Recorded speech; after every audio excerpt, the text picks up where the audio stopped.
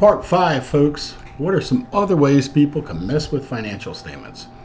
Well, here you go. Accounts receivable. So remember net realizable value? So usually what somebody would wind up doing is they would either create fictitious ones, and they could do false confirmations. I've actually sent out and received these when I own businesses, when somebody's confirming the balances on account. And again, failure to accrue losses on uncollectible receivables. Again, this is another time where you have estimates, and people can get a little fancy with it. Recording impairment on long-lived assets and goodwill. This is another one. It's a complicated process, but again, another one that is pretty easy to but it's fairly easy to manipulate it if you're trying to. Business combinations. This has a lot to do with goodwill accounting. And notice what companies may try to do. They might try to over-allocate the purchase price to in-process R&D assets. Okay? And therefore, they're able to do some different accounting for that.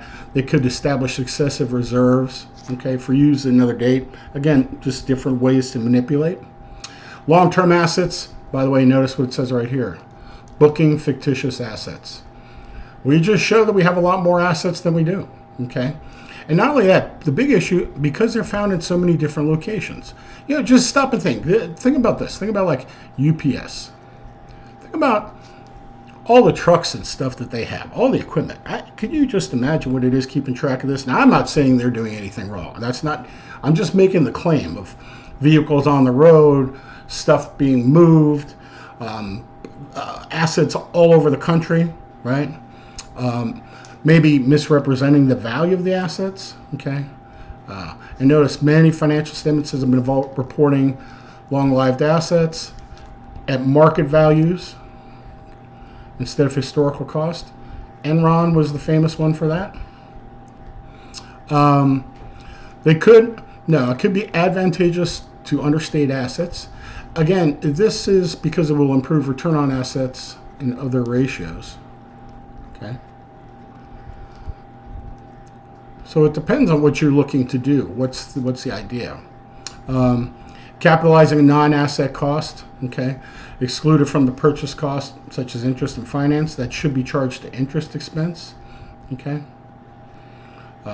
Again, here, misclassifying. It's going to skew. Skew financial ratios. Okay.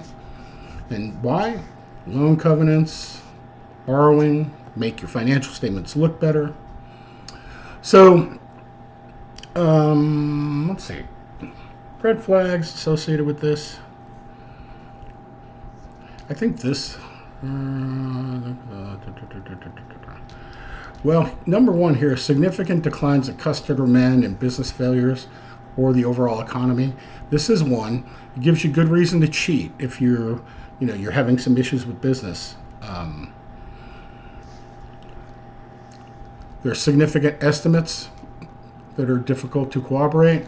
And here, non-financial management's excessive participation. When they become when you're not the CFO or the controller or something like this, and if they show a lot of interest in this, that's alarming. Okay. Proper. I think probably this one, allowance for bad debts, excess or obsolete inventory.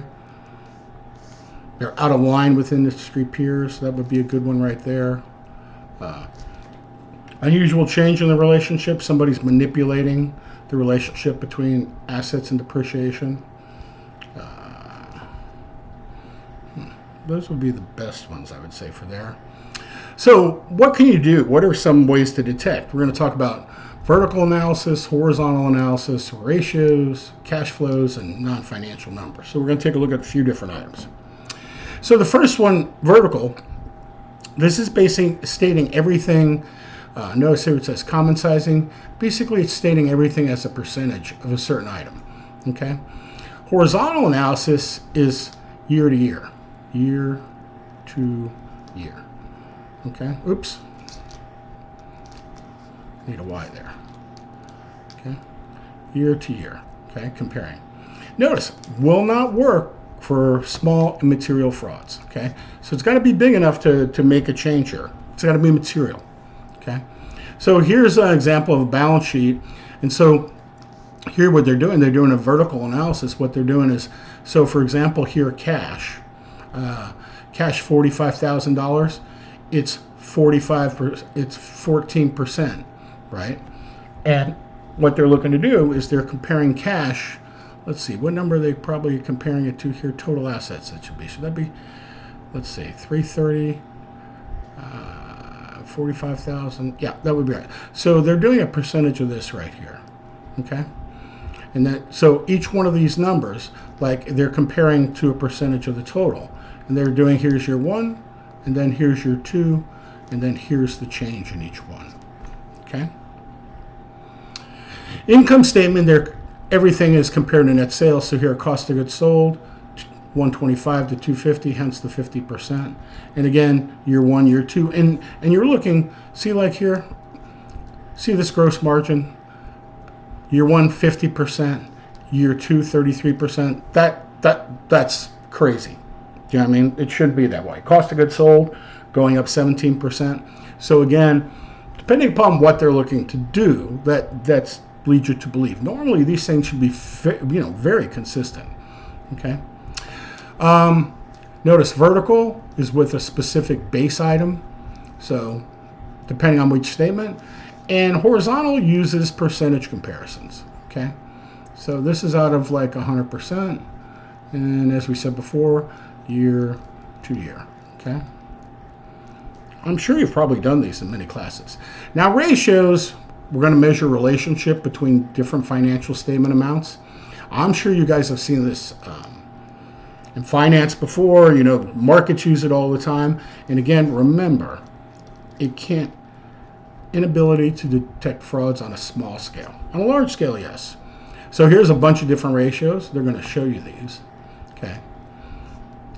Now, I would have to think you would be pretty well versed in this stuff, but we'll just go over them real quick. So current ratio, current assets, current liabilities.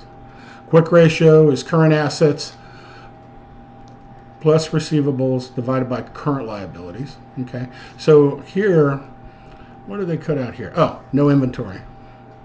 That's right. No inventory. Okay. And by the way, so this number should always be lower of the two. Why? Because especially if it's an inventory company. Okay. Receivable turnover, net sales on account divided by average receivables. Collection, how long does it take? Time to collect.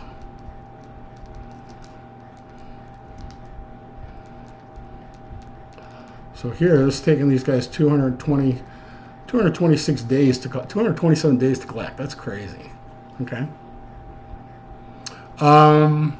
Cost of goods sold by average inventory turnover. So these guys only twice a year they're turning over all their inventory. Average number of days inventory in stock. These guys have 190 days worth of stuff here. Okay. Because this number, notice here, they put it, goes down below. Total equities, debt to equity ratio, liabilities to equity, how much is borrowed versus invested, 0.89. Assets to equity, assets are, well, about double equity right here. I don't know whose numbers these are. Gross margin, gross profits divided by net sales. Profit margin, net income divided by sales, 6%. So this is 6%. So basically 6 cents out of every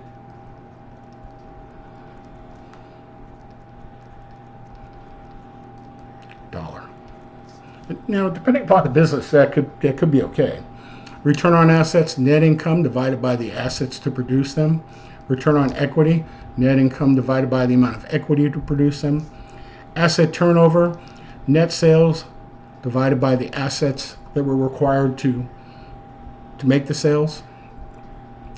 DuPont expression, I'm not going to go over, but basically what it has to do is, we'll go over it real quick, just portions of it, but it breaks down, what it does is it breaks down return on equity into 3 subcomponents.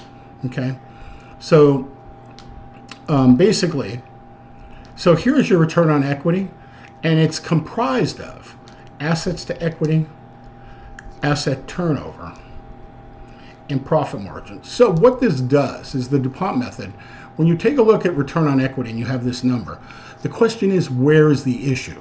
Is the issue here? Is the issue here? Is the issue here? And so by subdividing it into these three categories, right? By subdividing it into these three categories, what you can then do is then you can then determine where the issue is, okay? And that's basically what the deal is, okay? And actually, let me see. So this is assets divided by total equity times, this should be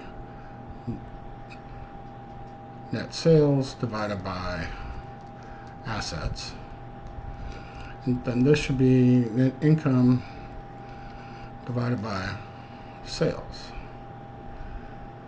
net sales. So look what happened. So basically, if you look here, it's, and you have net income divided by total equity, and these are the 1, 2, 3 parts. So basically, the DuPont equation, what it does is it helps you narrow down the issue. Okay. All right, folks, that's part 5. We will be back with the last part in just, part 6, I think, in just a moment.